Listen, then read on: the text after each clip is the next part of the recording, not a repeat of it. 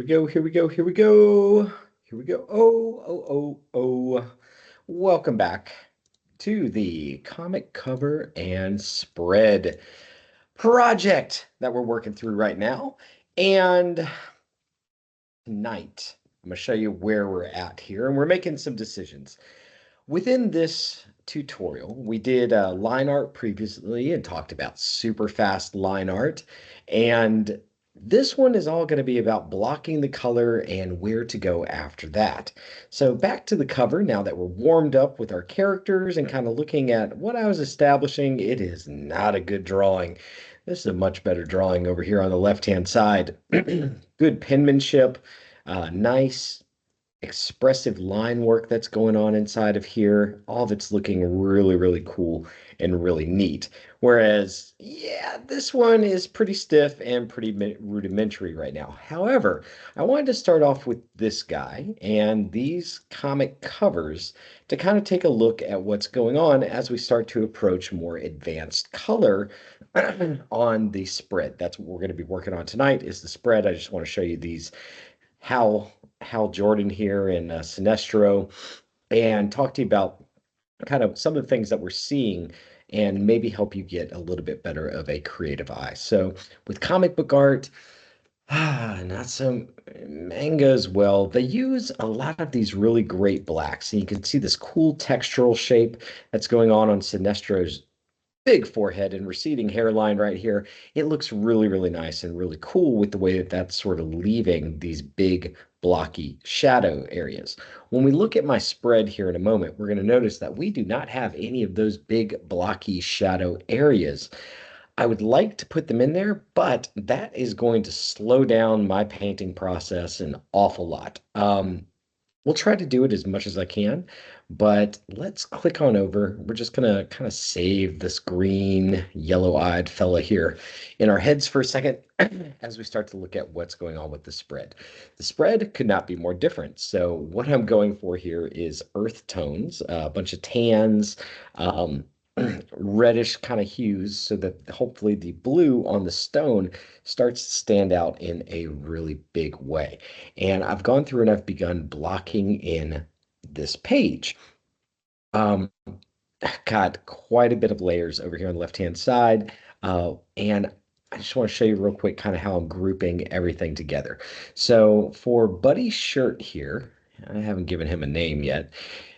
All of the brown on his shirt and his pants are all on the same layer. I'm doing that because I want to be able to hold down Control on my keyboard and select the icon within my layers section here. And when I do that, I'll get all of his clothing selected, and it should speed up my painting process for going back and adding the shadows on this character. So, what I want to work on this evening, and it's kind of going the same way throughout the entire thing. So, this gal's clothing, all of her jacket is all on the same layer for the color, and that'll hopefully speed up my process to be able to shade this stuff. So, I've got some big decisions to make. I know that in my head, I want the stone to be glowing, and I want the scene to be at night and pretty dark. Right now, it doesn't really look like that at all. So I think we've got some room to be able to improve and work on this thing. I think within this section, it's going to be the most useful if you've never really colored a comic before, if you're not really familiar with color blocking, for me to go through and sort of show you the process of how I'm doing this. In the previous video, I go through talk about the line work, and I do explain within there how I'm breaking up my layers. So I had one layer for the character, another layer for all the background elements. The background elements have been drawn extremely quickly here, and the what I ended up doing was going through and merging by hitting Control E on the keyboard. Let's Control E all of my line art together so that I've got uh, all my lines within one space. And this makes it a little bit easier for me to go through and start blocking in some of these regions and these areas. So I think that between these two frames here, where the guy's bending over and first touching the rock for the first time, and this really boring frame are going to work well for what it is that we're trying to create and communicate with this shot and with this scene. Within this space, I've got a window that's open here. There's so many cool design things that I need to work through on this, right? I want to do some interesting things with her cigarette smoke. And as she's starting to materialize, I want her to be kind of blue and glowing. And then this last shot, there's all kinds of fun space to be able to explore as we're seeing this line of people and then the different environments. So we kind of see this table that's repeating as a visual reminder throughout the scene. And then we're seeing, sort of his space, the wood floor that we're establishing, and then some elements around there that are all getting mixed up. And then all of a sudden it's outside. And, there's a bunch of different things that are taking place here as we move through this line of people in the background. And I think that painting wise, it can be really, really interesting to do this. We've also got another fellow who's going to start to materialize here as well, since we've already established to our audience what that kind of looks like. They'll know by the time they get to this second page what that looks like when someone else is starting to come into the scene. So I think that this makes sense now. We can see him sort of looking past her and making eye contact with this next character appearing.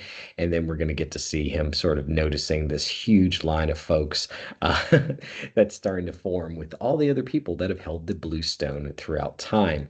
I'm having, I think once I paint these two frames, what I'm going to learn from this is sort of what the rendering style is going to look like, and it'll give me some clues. There's still some other big things that I have to decide here. So when she's in this 1920s nightclub or speakeasy, what does the detailing look like? What does the overall lighting within this space transform into? How much detail do I need to really put on these characters here as they're starting to fade back into the distance?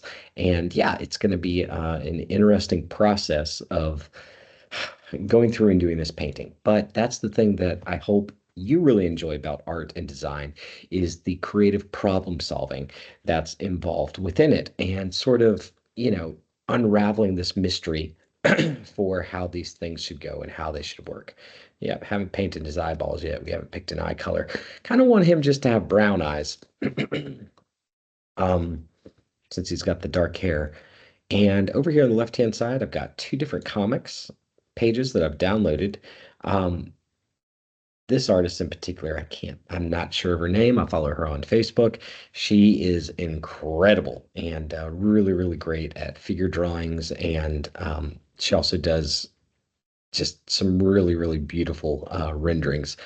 She deserves every bit of fame and acclaim that she has. And then over here, I think we've likely got something from Hellboy, which both of these palettes are giving me that sort of neutral color tone that I'm looking for. So especially in the skin tones and then the background, and sort of figuring out where I want to go with these to help inform my shot and my scene. So yeah, you can certainly see that the blue is standing out and popping the most while everything else is sort of receding behind it.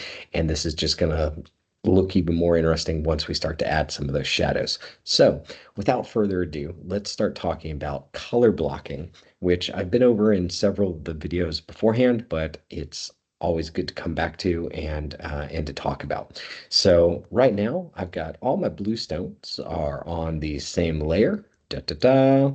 And what I need to do is I'm going to go up to, let's just color this blue stone real quick. So there it is. It's hanging out. It's doing its thing, being a stone. And what I want to do now that I've used the magic wand tool to be able to select inside my closed line work is go to selection, modify, and expand. And I want to just use my fill tool and fill in that blue stone. Let's back up out of here real quick just so that I can show you why I do this. So let's go back up to that top layer, and I'm going to just select with the magic wand again on the inside of that blue stone, and going back down to my layer with all the other blue stones colored. And now let's off click. And what we can see here, I don't know if you can tell, but there are a couple pixels right around the outside of this, and those little nooks and crannies aren't quite getting filled. That looks sort of like a blue turkey, like It gets ready for Thanksgiving, green eggs and ham, blue turkey, and spam. I don't know. Anywho, so I'm going to go to my selection drop down, modify, and expand.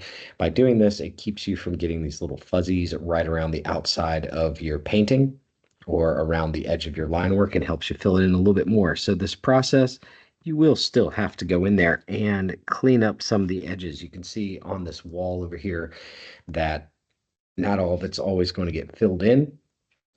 You still got to clean some stuff up. That's okay. It's part of it.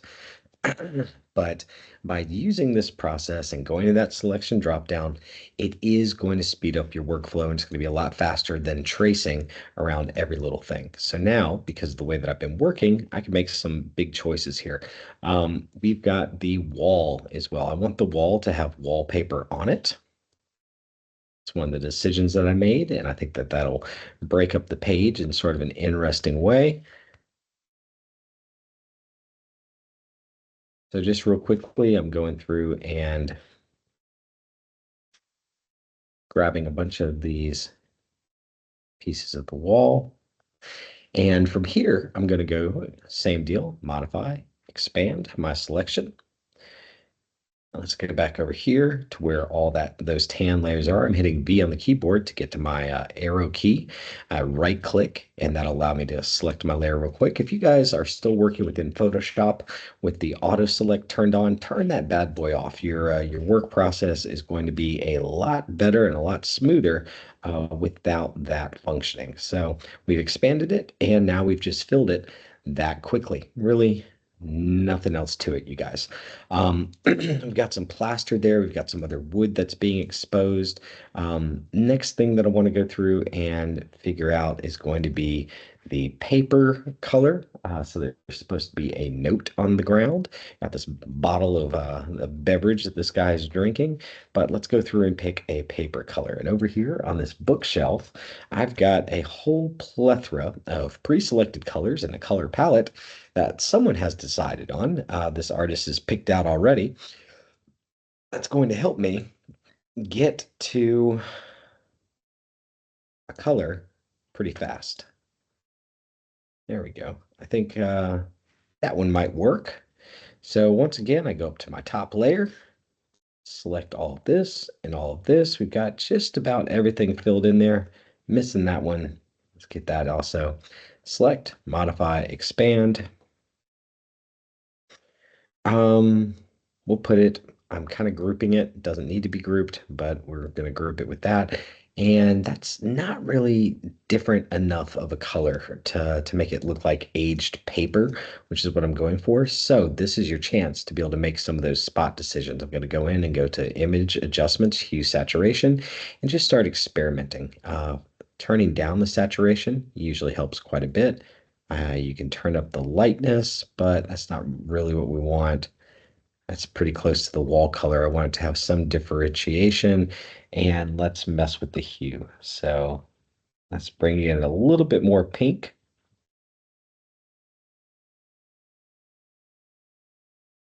Line it up just a little bit more.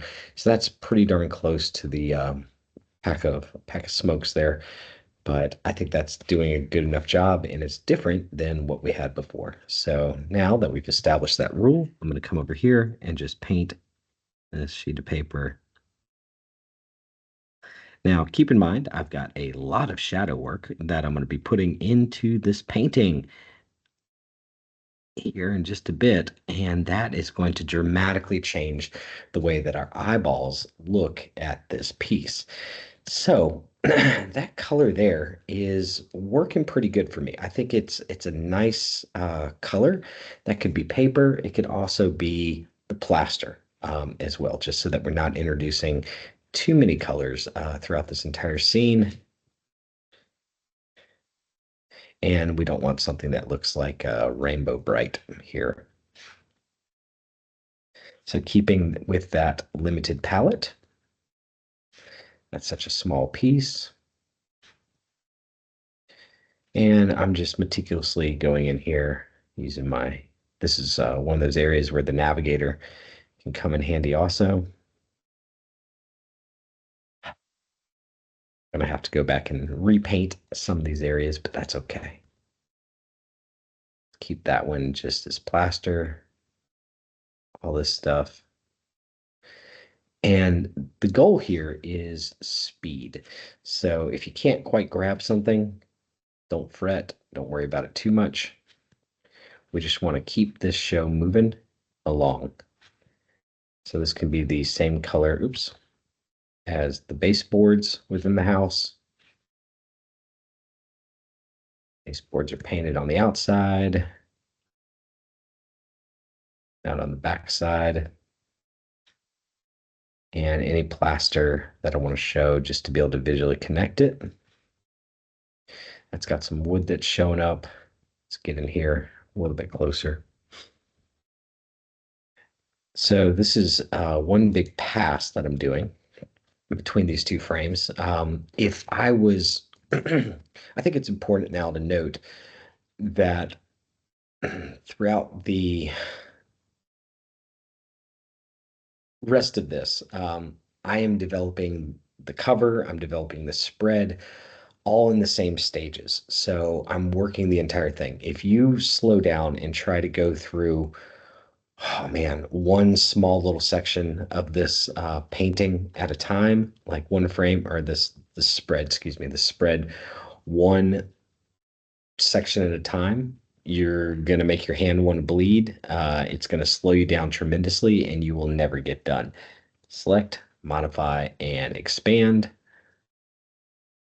So we're going to put the plaster on the same level as this other stuff.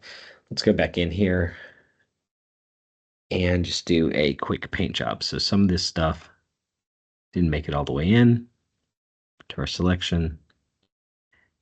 And I'm trying to block these things in fairly quickly.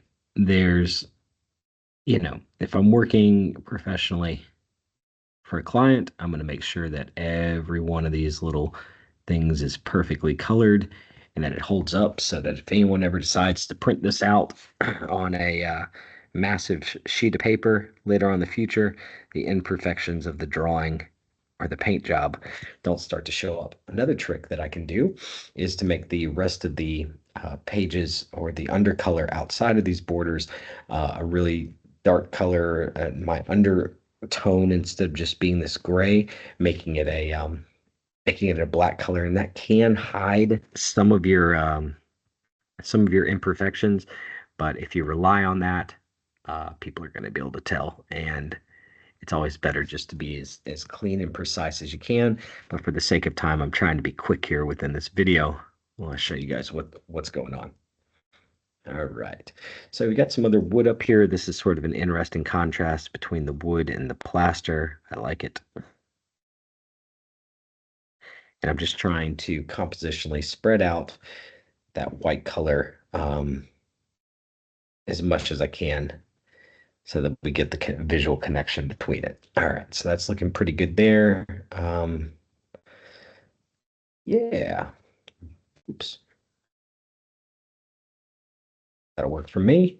Now we've got the wood color. I think the wood can be for the wood on the wall, excuse me. Let's do sort of a pine for the baseboards, so there's a little bit of differentiation there.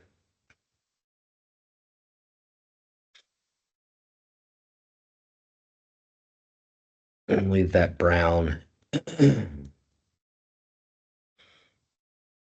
So this is all the wall stuff that's going on. I want this to be different than what's going on within the background, the back wall there. Select, modify, expand. So I'm putting it on a different layer. So we're just going to fill those two guys in. And then the wood as well, I want that to be a different color. The wood behind the wall is what I'm trying to say. Excuse me. All right. The color looks different from the ground. Oh, let's go in here again, grab our top layer. So we want the wood to be exposed all throughout here. Got a little bit of cleanup to do. Let's get in close. 1, 2, 3. Again, trying to be as quick as I can by using the magic wand tool. 1, 2, 3.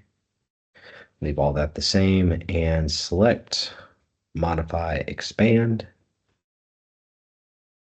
Go back down to my tan layer, one layer up, get that yellow. All right, so that is a really, really bright color of the wood right now, especially for something that's supposed to be shaded and in shadow. I think we could probably say the same thing for the for that pine color that we're supposed to be creating. So we're going to make some choices here in just a moment. And we're going to go back up to our color selector and our color picker. Try to get in those little corners as much as you can. We know that this shot is going to have the blue glowing stone, which is going to be the focus of it. And then we want the character's face to show up as well. So none of that stuff really needs to show up here. Let's go in and let's go to image adjustments, use saturation. And I'm going to go to my lightness. Aha. There we go. That's starting to look quite a bit better. Saturate it up just a little bit more. Turn it down.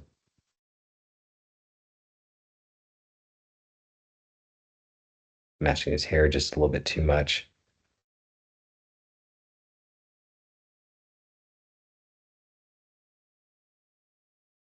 Okay, and that'll give me a little bit of room. So there we go. That's instantly starting to look a lot more like there's a shadow space within this. We've got the painting to do next on the wall, and we're going to be in a pretty good spot. There's cigarette pack, the bottle of booze the guy's working on. So we're grabbing her shirt color. Let's do the bottle real quick. And back up to the top. This might be easier. So we'll leave this guy on its own layer. Skin, just above the skin. So what I'm going to do now is just very, very quickly, I'm holding down the shift key to be able to make straight lines. This is still going to be faster than using sometimes than using the stylus, especially if you're drawing on a laptop screen like I am right now. If you've got one of the Wacom big desk screens, it might be faster just to do it that way. But in this case, this is an alternative that I can show you guys for how to be able to quickly block in this color. And we're going to polish off some of the tighter areas with this and just fill it up. All right, there we go. Select, modify, expand. There we go. So we got the bottle color. Oh, this is a good example. So right here, you can see that while I was trying to fill it in, it left me with this weird little white outline. That's bad. You don't want that to happen. So let's Control Z and let's look at a solution. So to do that, double tap, double click inside your selection, and that will get rid of this that weird little overlay. So glass bottle can certainly be rendered quite a bit better. We can make it, a lighter color on top. We've got reflections. There's all kinds of other things that we can do to it. For right now, all I really want to do is give it, we've got that color and then the label. So let's give the label, let's see here. Don't have too much tan going on outside of here. So go with the pink. Really don't have too much pink within this shot. Got a red label. So I'm going to grab my selection. And now I've set myself up to be in a pretty good place.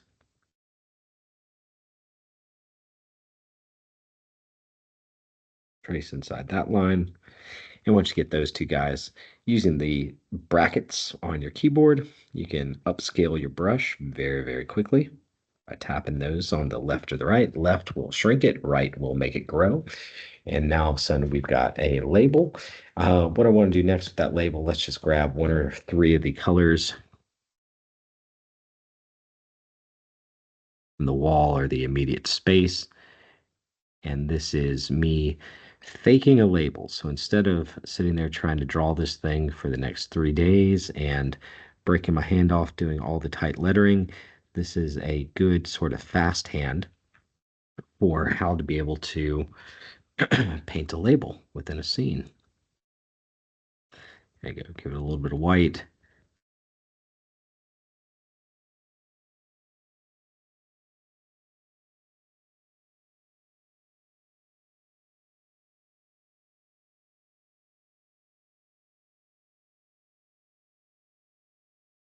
There we go. And now all of a sudden it looks really complicated, and we added a whole bunch of details to our shot very, very quickly without doing a whole lot. That's what we're looking for.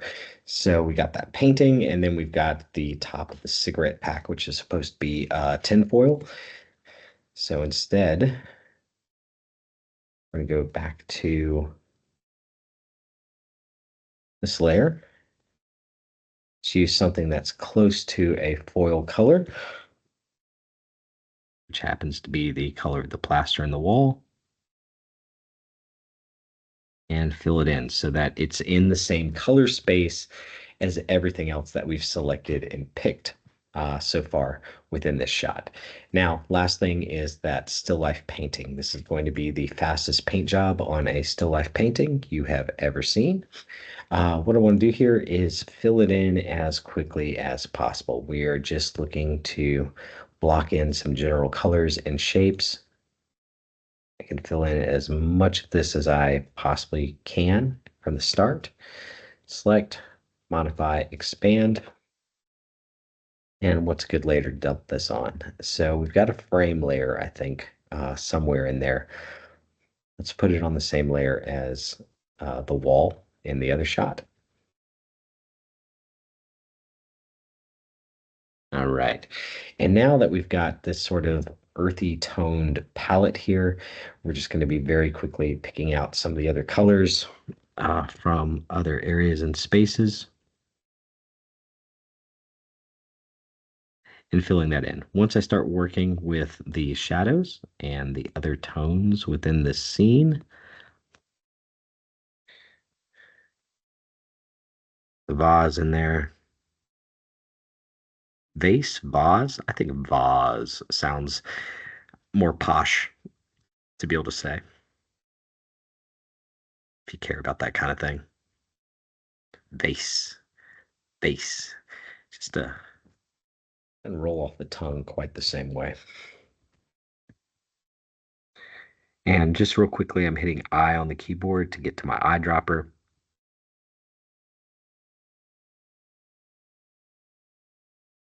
And grabbing as many of those various browns that I've created throughout my shot. Can use a little bit of the red from his hair. Use that skin tone. Oops. That's pretty bright. And 2 and 3.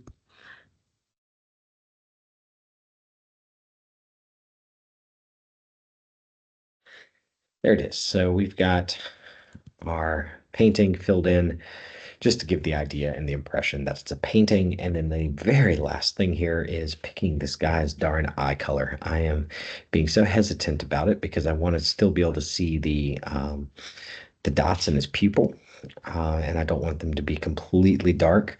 So we're going to go with got one layer with all the eye colors on there. Let's try this black, and it's too dark, darn it. Maybe not.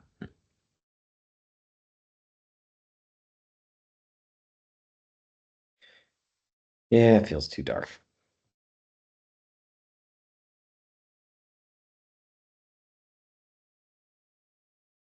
Got a friend, any of you guys that have got super dark eyes and that you can't even see their pupil? Got a few buddies like that. All right, hue saturation. Let's go to lightness. There it is. Saturation up. Red eyes. That's scary. Push it over. Yeah, that's sort of in the green eye realm. That'll work for me. Red hair, green eyes. Sure. It's unique. All right. So we've got everything colored and blocked in here. Now we're in a pretty good position to go in and start adding that shadow pass to this overall shot in this scene. Where do we begin? So we can use our reference images as an example. So within this, they've got a similar style to where the character has got, you know, a very, very light, minimal shadow pass on them. We want something that's going to be quite a bit more dramatic within our shot and within our scene. And I want to see how much I can really get away with when it comes to pushing the shadow space within this shot. So let's go in and we know that the blue is the most important part. That's going to be the glowing thing that's going to kind of connect visually and make this entire, all these different shots really pop off in a unique way. So picking the shadows, I know I've got this idea in my head of what I want the shadow space to look like.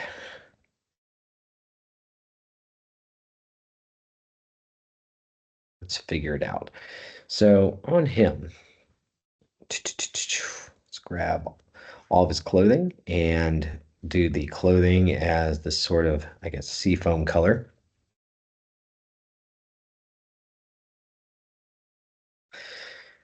And let's go one layer up. And then from there, let's pick it and come on down. So we're going to push this really pretty black. And we've got a super clean rendering up until this point. So I'm going to start roughing this painting up a little bit. And from my brushes, there is a line art. No, which one is it? Rock texture. That's not what I want. I'll know it when I see it.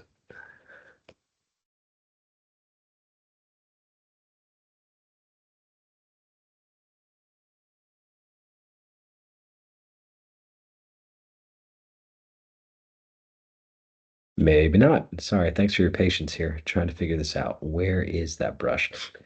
If you guys have never heard me talk about this before, using some of these pattern brushes, vine brushes, bush brushes, and things like that are good for small details. But if you rely on them for your entire painting, yes, line art legendary, my best friend. You rely on those stamp brushes too much, your people are going to be able to tell, and it's going to cheapen the overall look of your work. So first thing here is starting to work on the shadow pass. I'm going to turn my opacity down for the first time in quite a while. Let's turn my smoothing up to 25%. And I'm just going to start making some choices here. So where is the light coming from? The light is coming from the mirror, or sorry, the window behind this dude.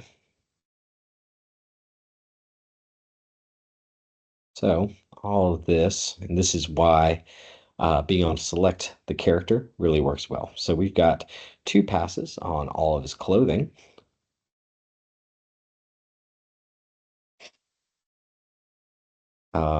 Light's coming from behind, so most all of that is going to be shaded all the way around here and just making some quick decisions. Now, I haven't lifted up my brush once while I've been doing this. And what this is doing is causing me to paint controlled at a 50% opacity. So I know that when I go back over this, I'll get one more pass before we hit 100% on this color. And we'll see me do that here in just a moment. All right. Right behind his head, all this down here. Working pretty well. Okay, so initial shape is blocked in, looks all right. Let's go in and let's do some small feathering. We've also got a highlight pass that we can do on this character, but this is about, let's turn on, yep, the pressure on there.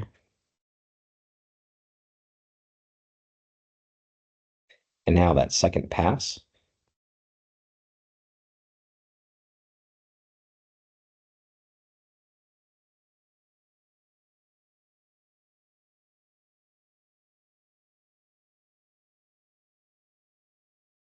There we go.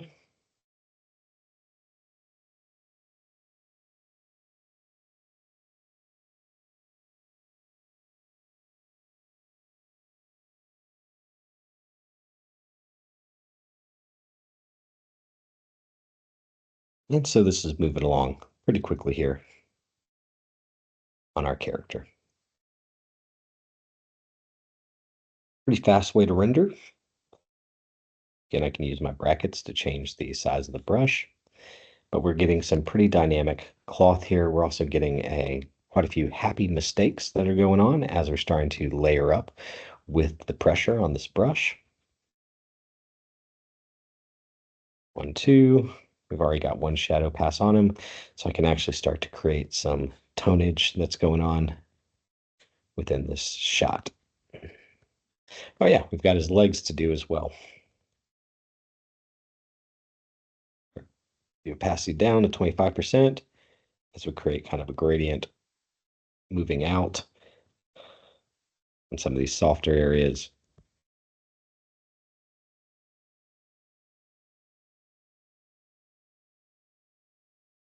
There we go. Let's do his legs. All right, same deal. So we got a little bit around this color going on in his butt. Back legs are getting some color. But all of this I'm holding down on my first pass, not lifting my hand up. I'm still at 25%. Let's bring it back up to 50 to get myself actually committing to some colors on the space fairly quickly. And getting the body in here is a good way for me to be able to start. We've got the face to do, but I want to work my way into that and kind of get comfortable with this brush again. I haven't been shading up until this process, so I kind of need to learn what the brush is doing and how to build up these various colors. So I'm using the smudge tool sparingly, not too much. If you overuse the smudge tool, people are going to be able to tell. And leaving some of those brush marks in there is not a bad thing.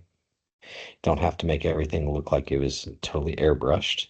Can be a little bit rough, but there might be some areas that you see that you just want to clean up just a little bit. And I can do just a fast pass with the airbrush, or sorry, with the smudge tool across this character. So just that quickly, we got a lot of this guy shaded. Let's turn that layer off, see what it looked like before. Wow, startling difference. We've really established the lighting very quickly with him. And we can think about it. Do we need a different color for the skin tone? Perhaps yes. But before we get into the skin tone, let's figure out the floor and just get our global lighting going on. So for the floor, I think newer versions of Adobe have got more colors to pick, or Photoshop. All right, so there's the floor.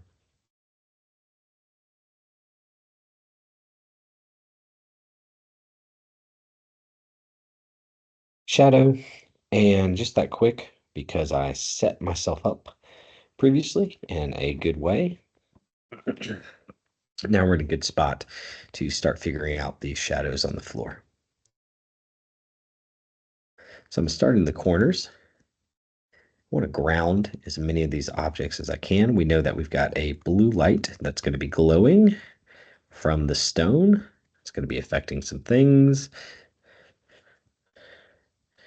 Got the grounding color to put underneath our dude. Again, I want to start with where his skin is connecting. That's going to be the darkest shadow. Then it's going to be a little bit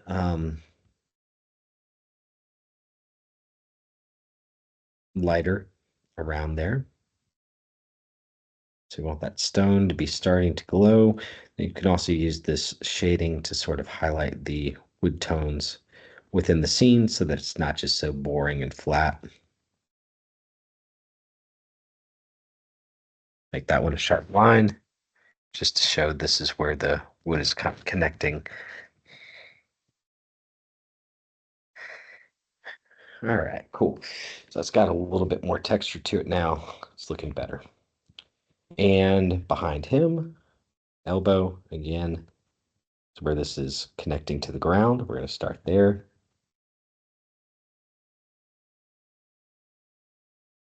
Let's build that shadow out. So for him, moving forward, all this behind his hand is going to be pretty dark.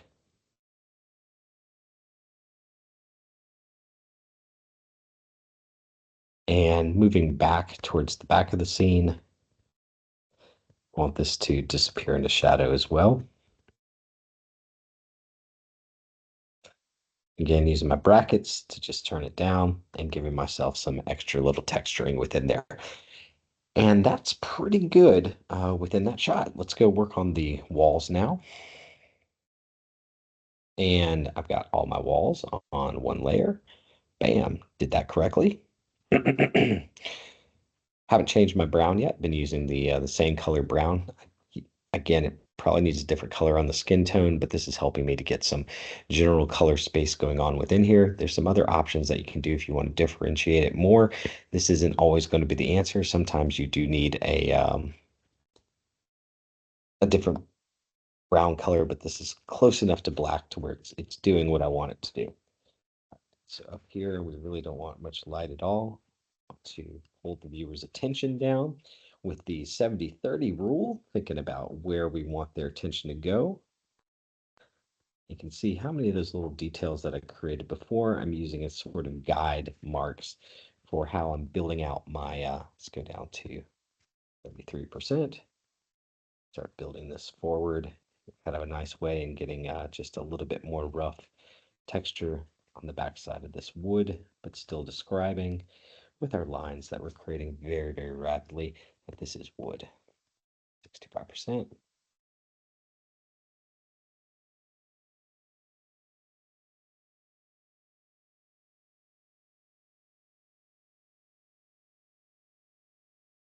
Start back down to 33%.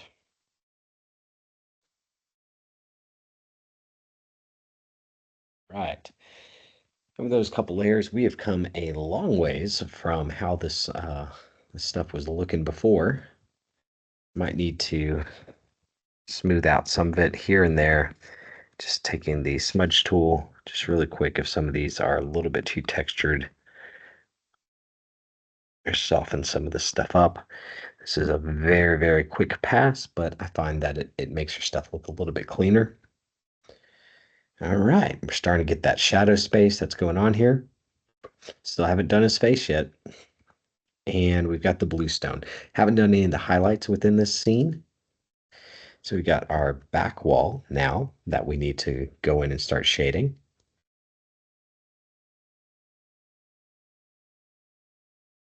You don't have to, it's always nice if you're handing your work projects off to someone else to name them, but not necessary. So we know we've got the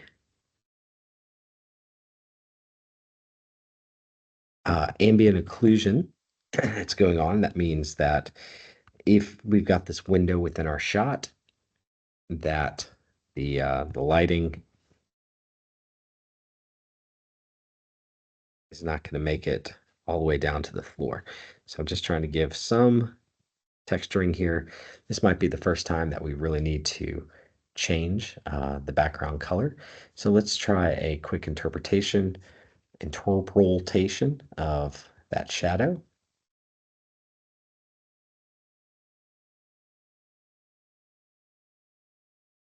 All right, so that's a little bit more orange on the light wall. I think that's working okay.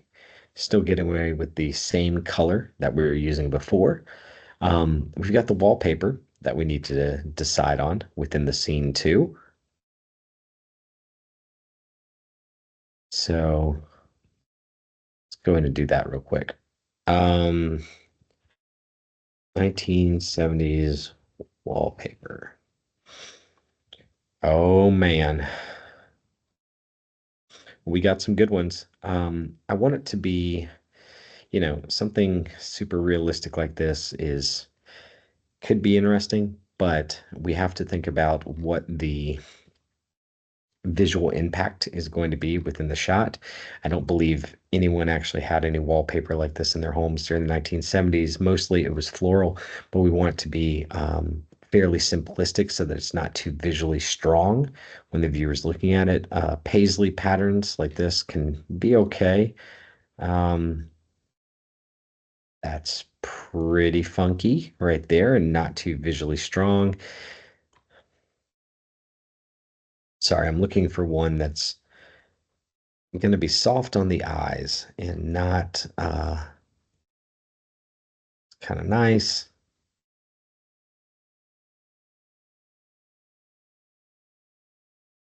There we go.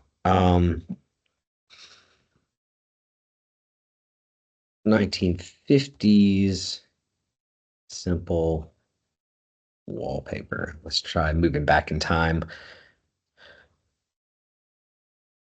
There we go. I want something like that with the lines. I think works really, really nice. And just sort of visually exploring here.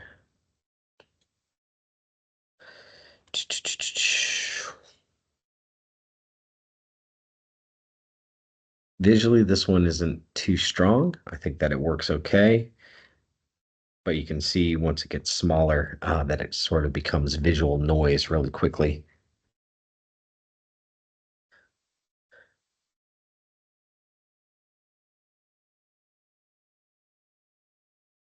Sorry, this is taking a sec. We'll find one that works well.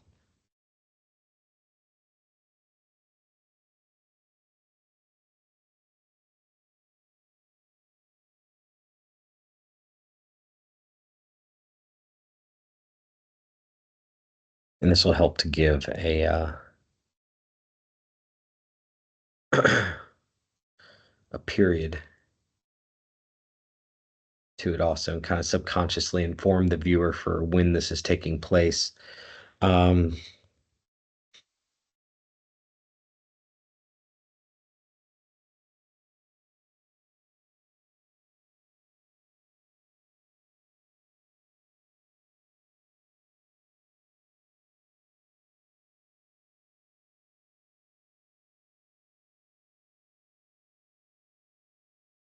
all right, I think we've landed on it.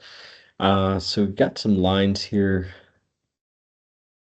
It's got some good coloration to it. It's within the brown scheme that we're looking for. I think that this one might work. Okay, so let's go over to this shot. And on top of this, I'm going to paste. I want to hold this one. Let's paste it again. So that's sort of my base that I'll scale from for the rest of the shots.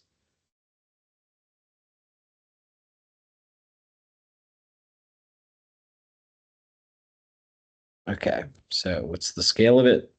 Let's make it a little bit larger. If that's a good scale, duplicate layer.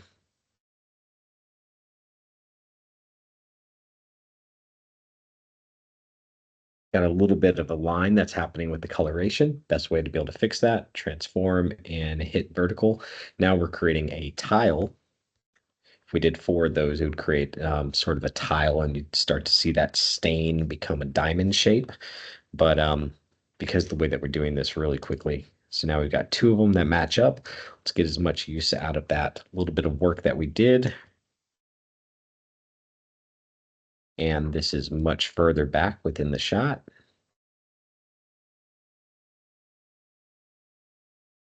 Duplicate layer.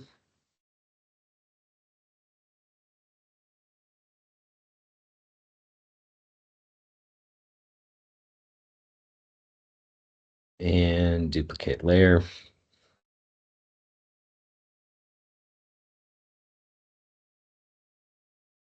Close up the gap. So now let's merge all three of these guys together. We don't want to touch our original wallpaper. Now this is where that rendering method comes in handy. I hold down Control from my wallpaper layer that I want to insert here. I'm going to go Control Shift, Control V. And now I'm just going to delete out the old wallpaper. Got a little bit of cleanup to do here. Oops.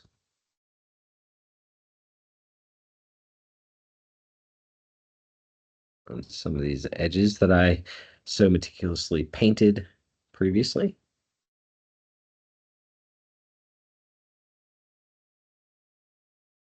Let's not lose that work.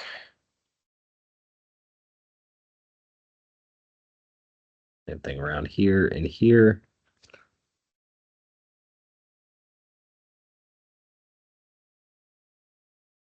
Alrighty.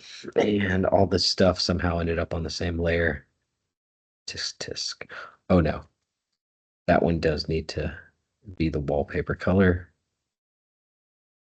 No, that's the letter. Right. Okay. And then we'll have to put that same wallpaper on those pieces of tile that are within the foreground.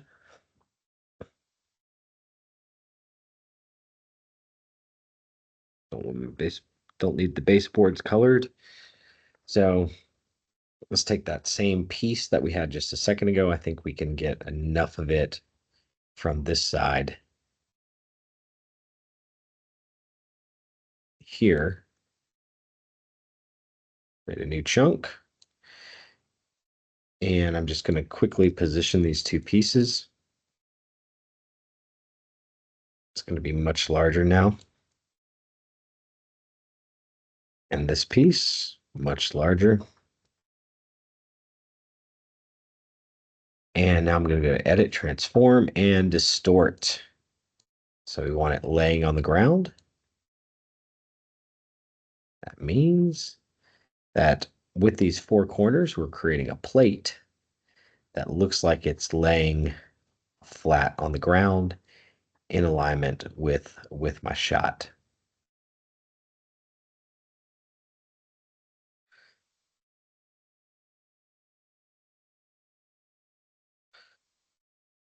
Looks pretty good for me. And let's get the next one, Edit, Transform, Distort. So what again, what I'm looking at here is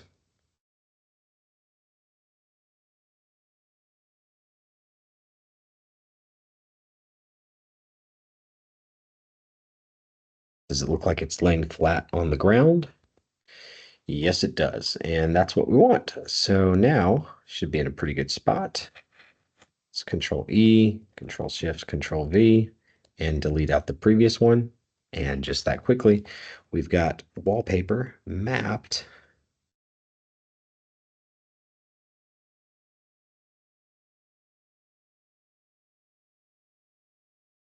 to these scenes. And now these scenes just became a whole lot more interesting because that boring color that we had on there before suddenly looks all cool. All right. And we can delete out some of this, rough it up a little bit because we have our underpainting on it.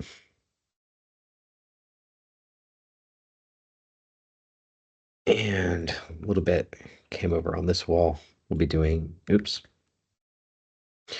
using that same base piece of wallpaper.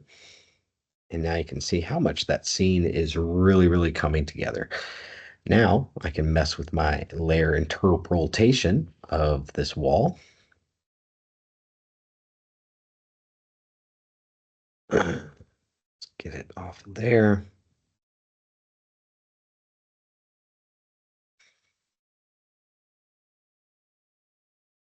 That's pretty bright,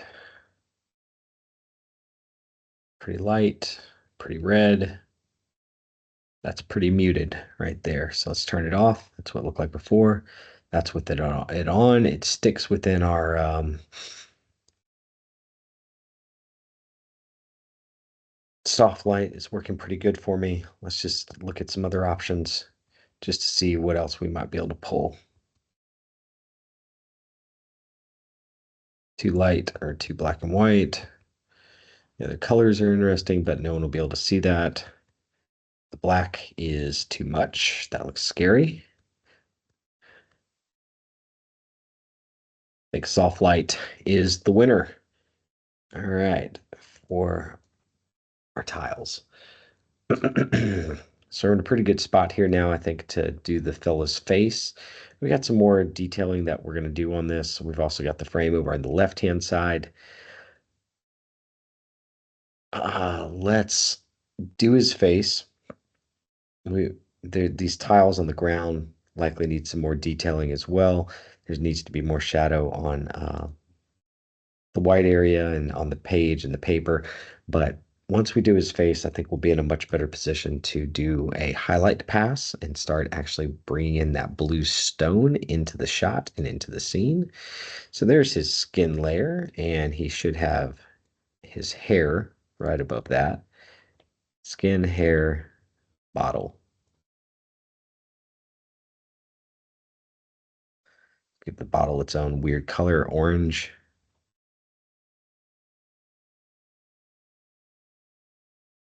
Guy skin, guy hair. All right. So for these two, with the way that I'm working, I think that we haven't changed that brown at all that we've been working with here. So let's stick with it. I'm going to merge those two. So all of his skin now is within the same layer.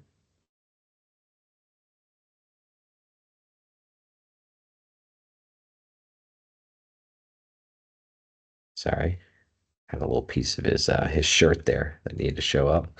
And let's go in and 34. Think we're in a good spot. So let's go in and let's turn this down. We're at 26% now. It's working pretty good. And let's use that same logic that we had just a second ago. Yeah, 26% was definitely where to start out with this. We're going to build up into the shadows just really, really rapidly and quickly. Yeah, that's giving me lots of space to be able to build up into the final shapes here. So using the ambient occlusion, know that I knew this was going to be dark the whole time that I was creating it. Really going to be able to see anything there behind the neck, not so much. His face is going to be getting some of this light from the blue stone, but for the most part, it's going to be shaded. So maybe a little bit of the light is creeping around.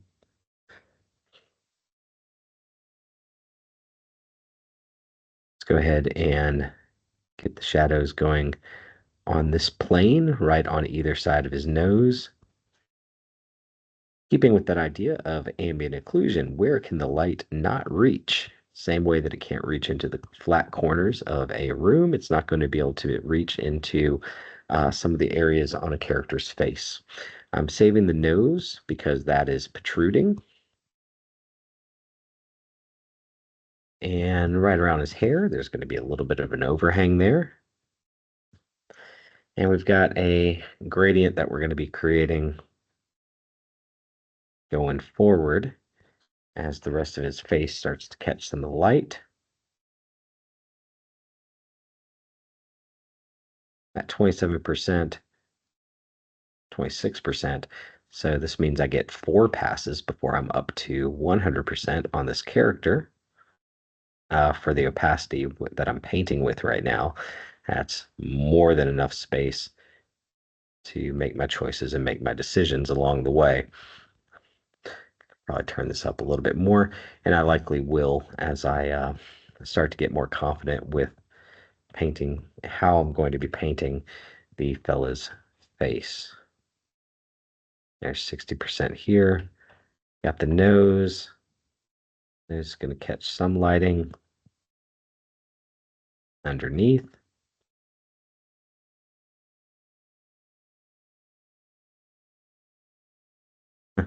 That looks freaking weird right now. So there's probably some fudging and movement that I need to make on this. But let's get the smudge tool in there and see if that can't make us feel a little bit better about how we're rendering this.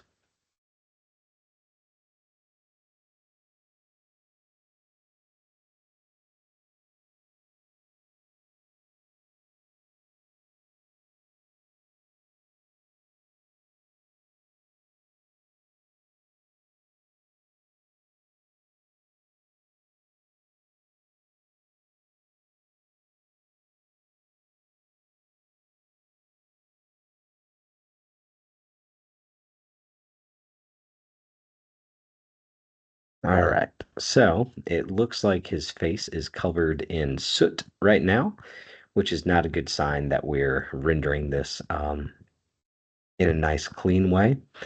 So likely I need to change the color interpretation, but the work that I'm doing on these shadows should pay off.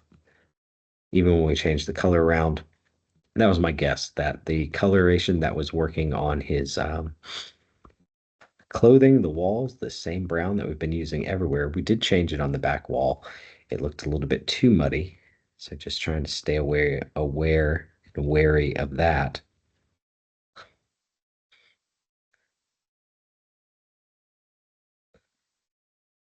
This to be nice and glowing once we get done. So let's off click. Well, we got his hair to do too. All right. So we got some of the hair that's going to get some of the blue or some of the highlights. We want there to be a little bit of a dark line and room lighting happening. Looks bizarre.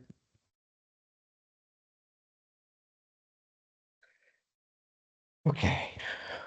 Inner earlobe. I always like when they in 3D models when they take the time to do a little bit more transparency around the character's ear. Okay. So it's not as bad as I thought it was. It's working, but it is really, really messy and gross. And if you are just starting off with digital paint, you might find yourself in a situation like this where you are using the same black to paint the skin tone. And we're going to go through and we're going to correct for this now. So that doesn't look like your character has got straight out of Mary Poppins with chim chimney, chim chim chiroo. He's got ash all over his face, but we know what to do.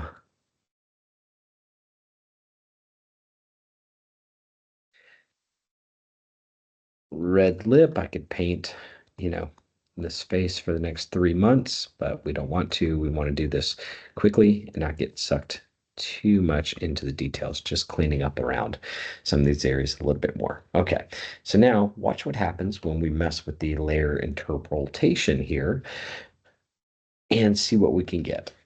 Oh, that looks not good when it's dissolved.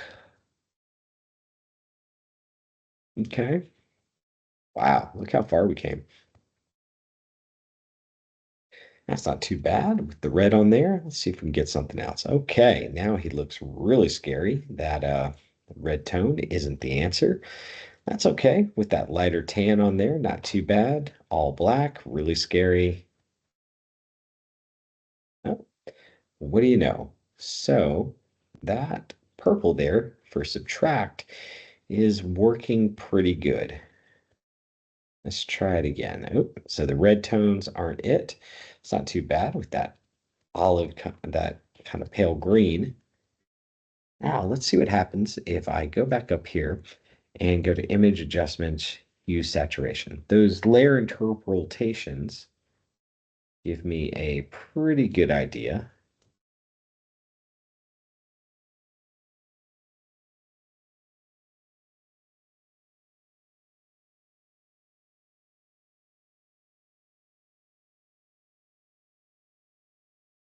All right, so instead we're going to go with a purplish color. Turn down the saturation quite a bit, lighten it up just a little bit, and there we go. We're awfully close. So that looks considerably better than what we had just a moment ago. I'm going to Control Z now just so that we can see the change. Boom. All right. So that one looked a little bit sickly and strange. Edit. Let's redo huge saturation. And the purple doesn't stand out as much. It doesn't look as bizarre. Is it perfect? No, by any means. It's certainly not. But it's allowing us to get a little bit closer here.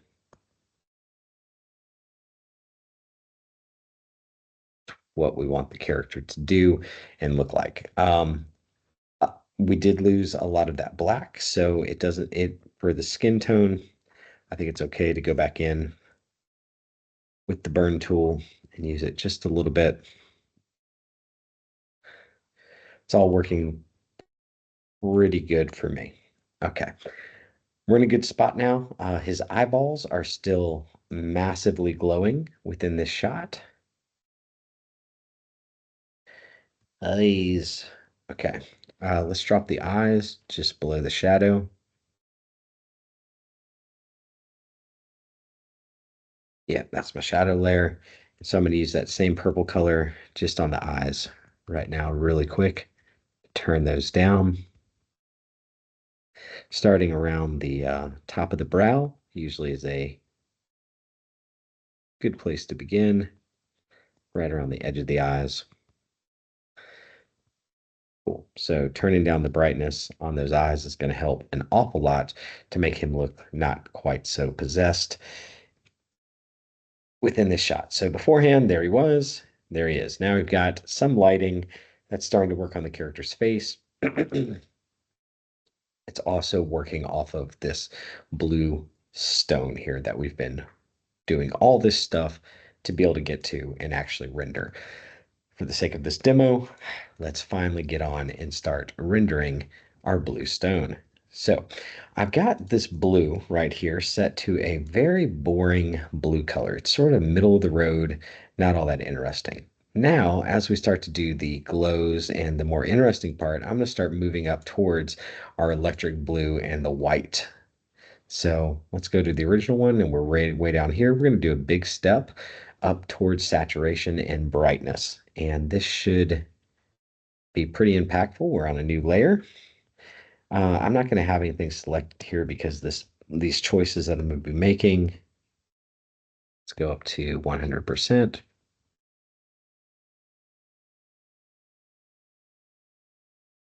There it is. All right, so let's see. We want the glowing to be coming from the inside of it and starting to emanate outwards. So that's my base color for this, sort of my shadow color is what it was initially. And that's okay. It's all right. Let's go up from here. Now we're up as high as we can possibly get within this shot and within the highlights that we're creating. Can't really do too much more with this blue.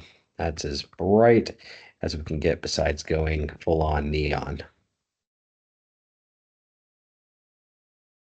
So if we were to turn this picture to black and white right now, we would see that these blues that I'm painting are basically white. It is as high up as you can possibly get. It is the equivalent of electric blue, neon blue within the scene. So let's zoom out here and see how this impacts it. Pretty big way. All right. So let's go back and let's grab our blue. And maybe we can image adjustments, hue saturate, just to be able to see what we can find here. Oh, there we go. A little bit more magenta in there. Now it really looks like it's glowing. How about that? What do you know? So by shifting those colors, we've got a few more colors within our palette now that really is making this thing pop off and look like it's glowing in a big way. Let's start off with that sort of teal color up against the previous blue. And let's start painting. So I'm at opacity 100%. Let's go to 47. And I just want to paint in where the light's going to be hitting. So he's just about to reach it. It's going to be glowing on his hand. Now I needed to do all these shadow passes here beforehand.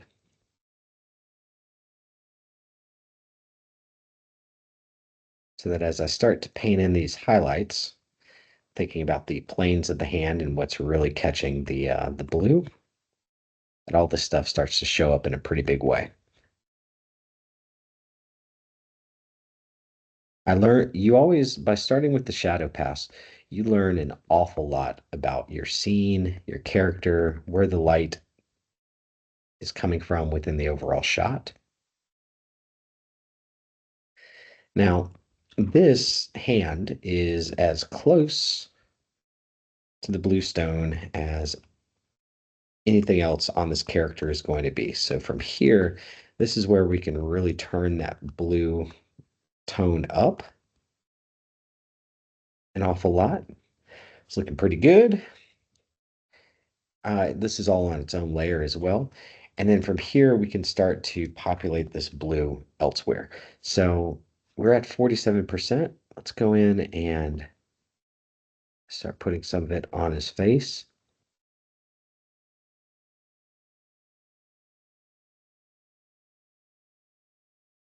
A little bit of highlight on his brow, a lip, that big old weird piece of tan skin. You just want the beard catching a little bit of the highlight.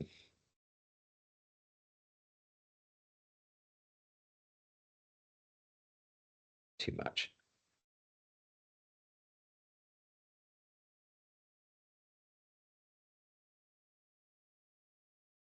Under the eyes.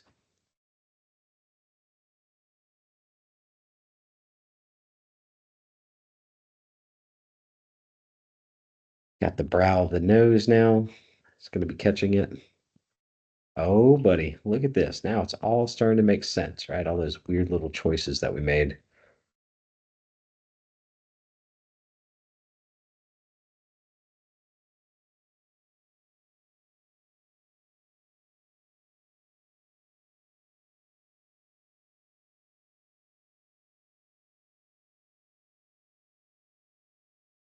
All right, and everything that we left tan up here, I want to catch a little bit of that highlight.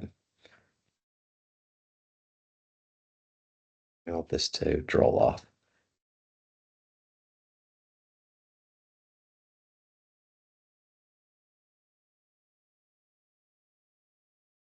All right, looking pretty good. Roll off here.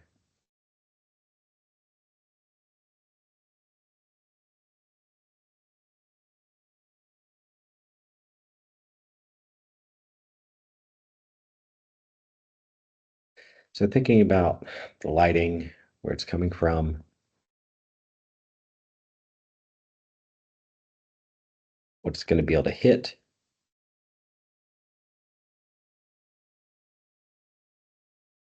and what it isn't. Okay, so that's all feeling pretty good.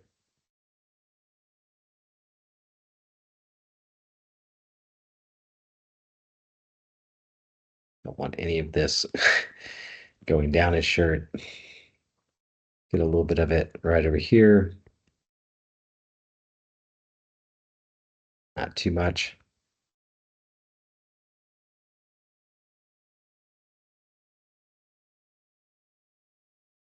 There you go. That's feeling pretty strong to me.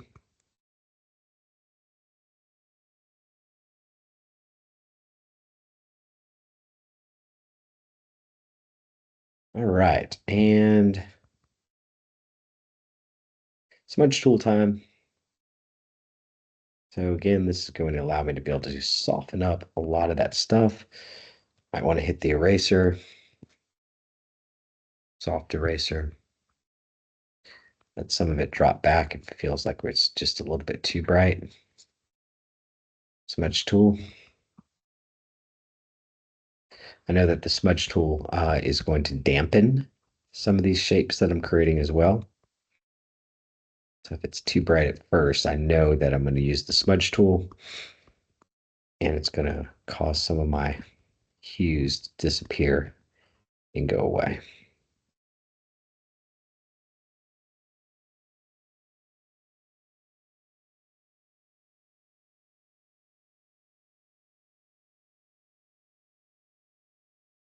All right, top of the brow,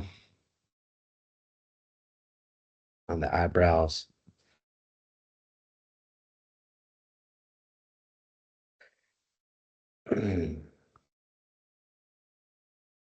Thinking about the planes within the character and what's actually catching the light.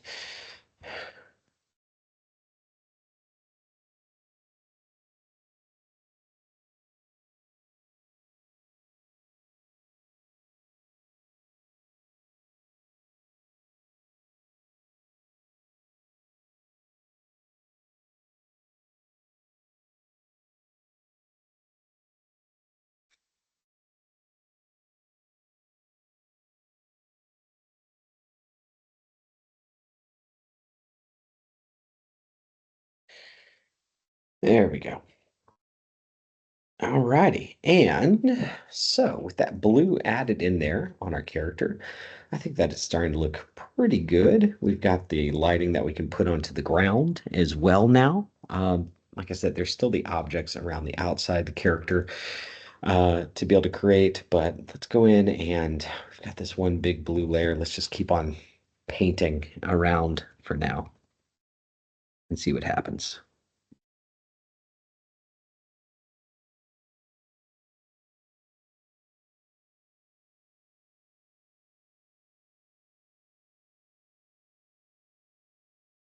This is supposed to be a metal or gold lighter here.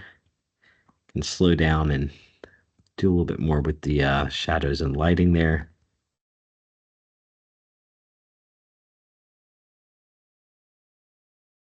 Yeah, that's working pretty good for me. Collecting black back off the white paper.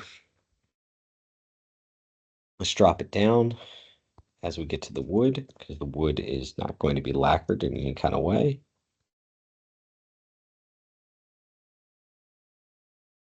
So we created that texture previously within the wood.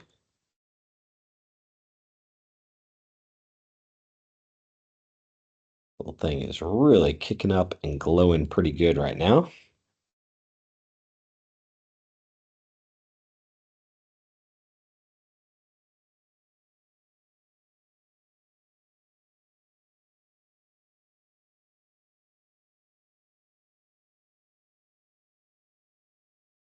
And just a little bit of the glow going on over here.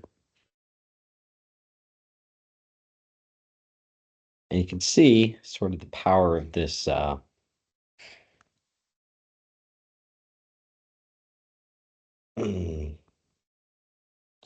really two-color rendering system that we're using since we've blocked all the colors and kept them within that tan space. How much that blue really starts to pop out and feels like a completely different, well, element or something that stands out the most. And this is sort of the trick of using color design to really be able to help impact and tell the story. That's why I wanted this all to be tan colored within the background. Sorry, just trying to get some of this stuff to where it's bleeding off in an appropriate way and dissipating. Let's hit E again. Lose a lot of it, but some of it's still there. Again, keeping it.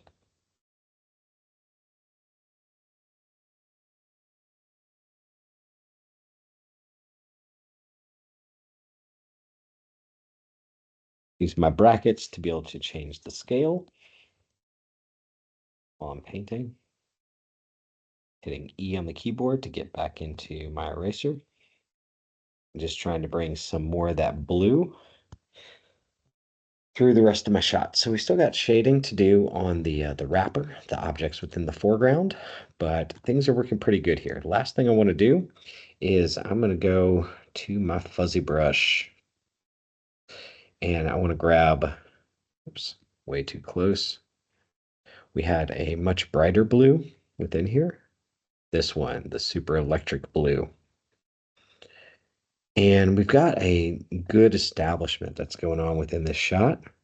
But let's see, let's be agents of chaos and see what happens if we add just a one pop of that. So we're at 24%. Again, we've got 4 of these to be able to work through the rest of the scene with. I'm on a new layer, by the way. And maybe one more. Okay. Okay. That's pretty good. That's really turning up the light. You can see what happens if we turn it off. It looks like I'm just turning down the light. And as I mess with the opacity, I can start to shift those colors and those over those blacks. Now we'll mess with the layer interpolation here. Ooh, finally the dissolve almost comes in handy.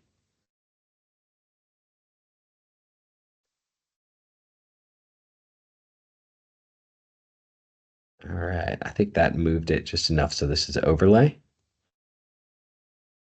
So the overlay is pushing sort of those reddish tones out within this thing. Turn it all the way up, see what it looks like. Now it looks really blue within there. Let's zoom out just so that I can get kind of a bird's eye view of this thing. Not too bad. So sort of it's turned on. Now we're really turning it on. That's at 100%. We'll hold overlay as an option. And let's go look at some other choices here. So that's just with color. Oh, too much.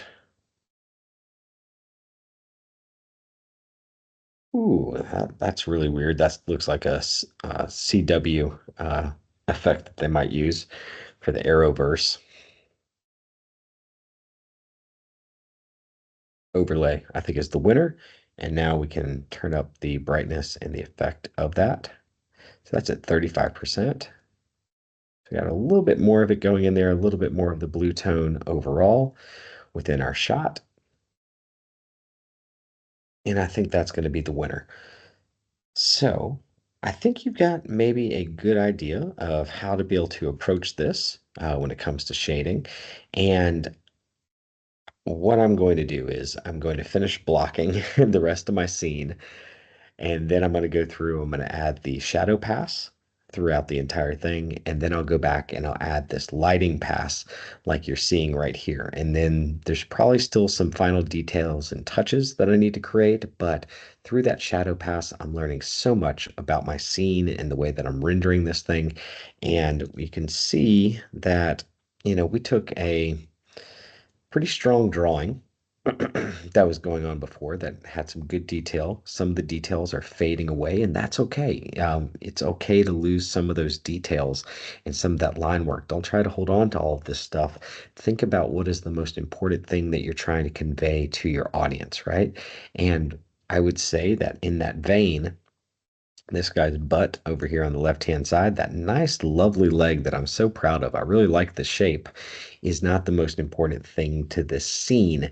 So I can probably shade that out quite a bit more and just hide it so that we're not competing for attention with his nice thigh over there, and we keep the what is the main focus that we're trying to get people to look at, which is this blue stone and the fella's reaction to the blue stone. There's some more paint that needs to happen on this frame, but I hope that this was helpful for you guys to give you an idea of how to be able to work through your shots and approach the shading. And I think that this will give you a pretty good idea of what it is that I'm doing right now and where I'm heading with this. So at this stage, right, and the line work looks so different now looking at it in this format compared to what it turned into in this video, right? When we're looking at it within the line work and the flat color, if things are working here, um, it's probably going to work the more steps that you add to this shot and the more that you start to finish it. So if you feel good about what's going on at this stage, the facial expressions are there, um, the overall composition and flow, the hands are looking good. As we start to add these extra layers and steps to it, we can really make it come to life. Within the comic book world, it's the reason why colorists are a whole separate job and people specialize in these things and they get their name on the cover because depending on how you color these things and the choices that you make, you can really impact and change the viewer's perception of the entire shot and the entire scene and how you're adding emphasis to it. So I hope this was useful for you. I hope it gives you some stuff to think about. Looking forward to showing you the update in the next one for how this continues to progress. And thanks so much for tuning in and watching.